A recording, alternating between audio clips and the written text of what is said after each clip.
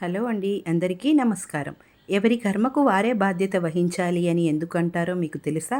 14 సంవత్సరాల తర్వాత కంసుడిని వధించి తన కన్న తల్లిదండ్రులను విడిపించిన కన్నయ్యతో కృష్ణయ్య కన్నతల్లి దేవకీమాత, నన్ను చేరుకోవటానికి నీకు ఇంతకాలం పట్టింది ఏమిటి కన్నయ్య అని అంటే, ప్రసన్నవదనుడైన కన్నయ్య తన కన్నతల్లితో ఇలా అన్నాడు: అమ్మా, నువ్వు గత జన్మలో కైకేయిగా కౌసల్యామాత నుండి శ్రీరాముడు అయిన నన్ను 14 సంవత్సరాలు విడదీశావు.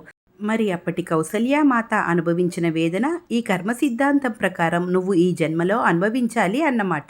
కాబట్టి కర్మలకు పరమాత్ముడి తల్లి కూడా అతీతం కాదు.